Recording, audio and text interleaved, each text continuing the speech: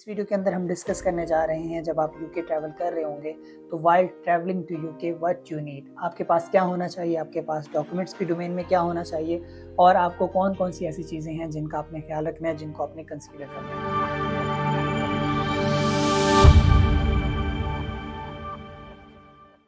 अस्सलामुअलैकुम, this is Mohammad from nursing insiders and welcome back to this brand new video. आज की जो video है ये रिक्वेस्टेड वीडियो है। इस वीडियो के अंदर हम डिस्कस करने जा रहे हैं जब आप यूके ट्रैवल कर रहे होंगे तो while travelling to UK what you need, आपके पास क्या होना चाहिए, आपके पास डॉक्यूमेंट्स की डोमेन में क्या होना चाहिए और आपको कौन कौन सी ऐसी चीज़ें हैं जिनका आपने ख्याल रखना है, जिनको आपने कंसीडर करना है। तो सबसे पहले हम बात कर लेते हैं डॉक्यूमेंट्स की। What documents you need while travelling. तो डॉक्यूमेंट्स को जो है हमने दो कैटेगरीज के अंदर डिवाइड किया है। One is compulsory documents and second one is miscellaneous documents. जो कंपल्सरी डॉक्यूमेंट्स हैं, कंपल्सरी डॉक्यूमेंट्स के अंदर अगर हम बात करें तो आपका सबसे पहले जो है वो आ जाता है आपका पासपोर्ट, आपका ओरिजिनल पासपोर्ट जो कि जिसकी जो वैलिडिटी है वो एटलीस्ट 6 मंथ तक होनी चाहिए। उसकी एक्सपायरी जो है 6 मंथ के बाद होनी चाहिए। एक बड़ा इंपॉर्टेंट पॉइंट है जो कि पासपोर्ट के हवाले से लोगों को चैलेंजेस फेस करने पड़ते हैं इस मामले में। इसके बाद जो है आपका वीज़ा डॉक्यूमेंट जो है आपका, वो आपका वीज़ा स्टिकर जो पेस्ट होगा आपके पासपोर्ट के ऊपर, उसमें आपने चेक कर लेना है कि आपकी जो डिटेल्स हैं, आपके जो क्रेडेंशियल्स हैं उस पर वो सारे के सारे एक्यूरेट होने चाहिए और करेक्ट होने चाहिए। इसके बाद आपका एम्प्लॉयर रेफरेंस लेटर आ जाता है। जब आप किसी स्पॉन्सरशिप पे आ रहे हैं, फॉर एग्जाम्पल NHS के या फिर किसी भी एम्प्लॉयर के स्पॉन्सरशिप पे आ रहे हैं, तो आपका एम्प्लॉयर जो है वो आपको आपके ट्रैवलिंग से पहले आपको एक एम्प्लॉयर रेफरेंस लेटर सेंड करता है जिसके अंदर मेंशन होता है कि ये फलां जो है कैंडिडेट, ये हमारा जो है एम्प्लॉय है और इसकी जो फर्दर जो चीज़ें हैं वो हम उसको टेक केयर करेंगे। उसकी अकोमोडेशन एंड एवरीथिंग जो है ना वो उसके अंदर, इवन इसके अंदर आपकी अकोमोडेशन की डिटेल जो है ना वो मेंशन होती है। इसके अलावा आपको जो चाहिए होता है प्रूफ ऑफ अकोमोडेशन, वही प्रूफ ऑफ अकोमोडेशन अगर आपका एम्प्लॉयर मेंशन कर देता है उस लेटर के अंदर तो उसकी ज़रूरत नहीं है। अदरवाइज़ आपको आपका प्रूफ ऑफ अकोमोडेशन चाहिए होगा कि आप कहाँ पे स्टे करेंगे और कितने टाइम के लिए स्टे करेंगे। इसके बाद जो है आपका कंपल्सरी डॉक्यूमेंट्स में आ जाता है हेल्थ क्लियरेंस। अब हेल्थ क्लियरेंस की अगर हम बात करें तो यहाँ पे यूके में जो फोकस किया जाता है वो टीबी पे फोकस किया जाता है, टीबी टेस्ट पे फोकस किया जाता है, जो कि आपने ऑलरेडी वीज़ा अप्लाई करने के लिए करवाया था टीबी टेस्ट। तो उस जो टीबी टेस्ट का टीबी क्लियरेंस सर्टिफिकेट है वो आपने अपने साथ रख लेना है, जो कि आपका यूके बॉर्डर एजेंसी पे चेक होगा। इसके अलावा अगर किसी भी जो है वर्ल्ड वाइड आउटब्रेक चल रहा है किसी डिजीज़ का, तो उसके हवाले से भी जो है ना आपने जो SOPs हैं वो फॉलो करने हैं। फॉर एग्जांपल कोविड का है तो आपने कोविड वैक्सीनेशन सर्टिफिकेट भी अपने साथ रख लेना है। इसके बाद जो है आपको आपके पास पुलिस क्लियरेंस सर्टिफिकेट जो कि ऑलरेडी आपने बनवाया हुआ है वो भी आपने साथ रख लेना है, क्योंकि वो एक पॉजिटिव जो है ना आपका एक डॉक्यूमेंट होता है जो कि आपके लिए बड़ा हेल्पफुल साबित हो जाता है।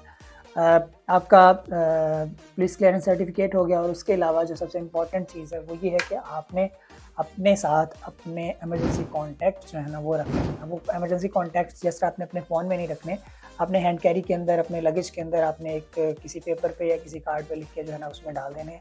इन case of any mishap, अल्लाह ना करे कोई ऐसा मिस हैप हो, तो उसमें आपको उन इमरजेंसी कॉन्टैक्ट के थ्रू आपको जो है आपकी फैमिली को ट्रैक किया जा सके, जिसके अंदर आपका नेक्स्ट ऑफ किन का नंबर आ जाएगा, आपके जो गार्डियन है उनका नंबर आ जाएगा, और पाकिस्तान के अंदर या किसी अपने होम कंट्री के अंदर या फिर यूके जब आप आ रहे हैं तो यूके का जो आपका एम्प्लॉयर है, आपका रिक्रूटर है, उनकी जो है डिटेल्स और उनका नंबर आ जाएगा, ताकि in case of any mishap जो है ना आपको ट्रैक किया जा सके इजीली। ये तो थे कंपल्सरी डॉक्यूमेंट्स जो कि आपको चाहिए होते हैं। जो मिसलेनियस डॉक्यूमेंट्स हैं, मिसलेनियस डॉक्यूमेंट्स के अंदर जो है आप अगर आपके पास आपका नेशनल ID आपकी है जो आपके पाकिस्तान में है या फिर आपके होम कंट्री के अंदर है, ड्राइविंग लाइसेंस आपके पास है, आप वो भी रख सकते हैं। वो आपका एज अ बैकअप ID के तौर पे, वैसे उसका जो है ना यूज़ होता नहीं है कहीं पे भी, लेकिन आप एज अ बैकअप ID के तौर पे उसको दिखा सकते हैं। इसके अलावा मिसलेनियस डॉक्यूमेंट्स के अंदर आपके पास आ जाता है अगर आप ऐसी कोई चीज़ लेके आ रहे हैं जिसको डिक्लेयर करना ज़रूरी है, कस्टम डिक्लेरेशन जिसकी ज़रूरत है, उसके लिए आपको कस्टम डिक्लेरेशन फॉर्म चाहिए होता है, कस्टम डिक्लेरेशन डॉक्यूमेंट चाहिए होता है कि आपके पास ये चीज़ें मौजूद हैं, आपके लगेज के अंदर ये चीज़ें मौजूद हैं। अगर आप उसकी डिटेल जानना चाहते हैं तो आप कस्टम की जो है ना वेबसाइट पे जाके चेक कर सकते हैं, यूके बॉर्डर एजेंसी की वेबसाइट पे जाके चेक कर सकते हैं कि कौन कौन सी ऐसी चीज़ें हैं जो आपको अपने हैंड कैरी में बैग में रखनी चाहिए, कौन सी नहीं रखनी चाहिए। वैसे एयरलाइन आपको इंस्ट्रक्शंस दे रही होती है इन चीज़ों की। ये चीज़ हो गई। और इसके अलावा मिसलेनियस डॉक्यूमेंट्स में आपके जो एक्चुअल ओरिजिनल और एसेंशियल डॉक्यूमेंट्स हैं उनकी कॉपीज़ जो हैं वो एज ए मिसलेनियस डॉक्यूमेंट आप रख सकते हैं, क्योंकि जब आप यूके बॉर्डर एजेंसी का इंटरव्यू दे रहे होंगे तो वो आपके लिए सपोर्टिव डॉक्यूमेंट्स के तौर पे साबित हो सकती हैं कि आपकी एजुकेशनल बैकग्राउंड है, आपका नर्सिंग की जो आपका जो proof of being a nurse है वो सारी की सारी चीज़ें आपके लिए एक पॉजिटिव इमेज के तौर पे जो है वो पार्टिसिपेट कर रही होती हैं। ये थे मैस्टरनीज डॉक्यूमेंट्स। अभी हम बात कर लेते हैं कि आपने ख्याल किन चीज़ों का रखना है कि जब आप ट्रैवल आपने करना स्टार्ट किया या जब आप ट्रैवल कर रहे हैं तो उस टाइम पे या आप यूके जब पहुंचते हैं तो उस टाइम पे आपको क्या चैलेंजेस फेस करने पड़ते हैं। सबसे पहला जो चैलेंज होता है वो यही होता है कि जब फॉर एग्जांपल आप पहली बार जो है ट्रैवल कर रहे हैं तो उस टाइम पे आपको होम सिकनेस भी होती है और न्यू जगह का फोबिया भी होता है और इसके अलावा जो है ना मेंटली आप थोड़े से डिस्टर्ब भी होते हैं।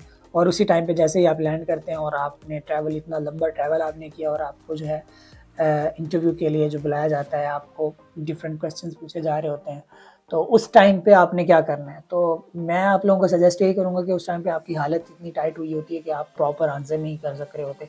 तो इस चीज़ का आपने ख्याल रखना है कि अपने आप को थोड़ा फ्रेश रखें, अपने आप को थोड़ा जो है ना ओरिएंटेड रखें उस टाइम पे, ताकि आप जो है इंटरव्यू के जो क्वेश्चंस के आंसर्स हैं वो प्रॉपर दे सकें। वो इंटरव्यू कोई इतना बड़ा कोई वो नहीं होता, जस्ट यही पूछ रहे हैं कि आप कहाँ जा रहे हैं, कहाँ से आ रहे हैं और किस तरह आपकी अकोमोडेशन कहाँ है, आप किस पोस्ट पे आ रहे हैं, क्या है, ये चीज़ें होती हैं।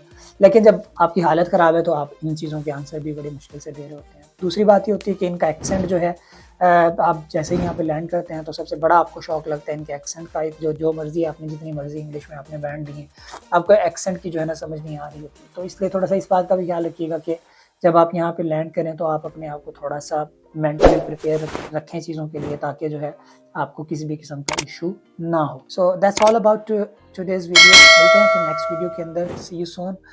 Just like share and subscribe. Bye.